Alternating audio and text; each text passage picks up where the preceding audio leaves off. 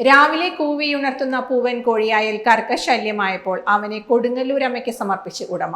ഷൊർണൂർ കാരക്കാട് സ്വദേശി സായിരാജാണ് വീട്ടിലെ പൂവൻ കോഴിയെ കൊടുങ്ങല്ലൂർ ക്ഷേത്രത്തിൽ വഴിപാടായി നൽകിയത്. പൂവൻ കോഴി കൂവുന്നത് സമീപവാസിക്ക് ശല്യമാകുന്നു എന്ന പരാതി നഗരസഭാ കൗൺസിലിൽ ചർച്ചയായിരുന്നു. കോഴി കൂവി ശബ്ദമലിനീകരണം ഉണ്ടാകുന്നു എന്ന രീതിയിൽ നഗരസഭ ആരോഗ്യ വിഭാഗം റിപ്പോർട്ട് നൽകുകയും കോഴിയെ വൃത്തിയോടെ വളർത്തണമെന്ന നിർദ്ദേശവും നൽകി.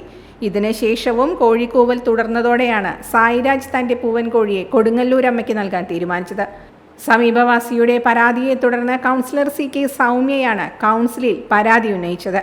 അവിടെ ആകെ ഒരു 10-12 കോഴിയുള്ളൂ. അത് വീട്ടില് നല്ല വൃത്തിയുള്ള കൂടാണ്. അവര് ഇതൊക്കെ ഇട്ടിട്ട് വൃത്തിയായിട്ട് നോക്കണ ഒരു കൂടാണ്. ഇവിടുന്ന് പോയവരും പറഞ്ഞു ഇതിന് വൃത്തികേടൊന്നും ഇല്ലല്ലോ, ഒന്നും കൂടി വൃത്തിയായി സൂക്ഷിച്ചാൽ മതി എന്ന് അവരോട് തന്നെ പറഞ്ഞിട്ടാണ് അവർ പോകുന്നത്.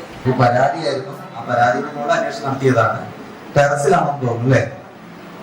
ടെറസിലല്ല, അപ്പോ തൊട്ട അയൽവാസിയാണ് പരാതി. ഇതിനുണ്ട് കോഴീന്റെ സ്മെല്ലടിക്കുന്നു, അതുപോലെ തന്നെ രാവിലെ എനിക്ക് കോഴി പോയിട്ട് ഉറങ്ങാൻ പറ്റുന്നില്ല.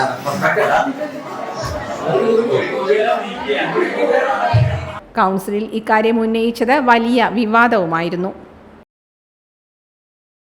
ആരോഗ്യത്തോടെ ഇരിക്കാം, മികച്ച പരിചരണം ഞങ്ങളുടെ ഉറപ്പ്. Shoranur medical trust, Shoranur. .view news. കാഴ്ചകളാണ് ലോകം, കണ്ടു തുടങ്ങുക.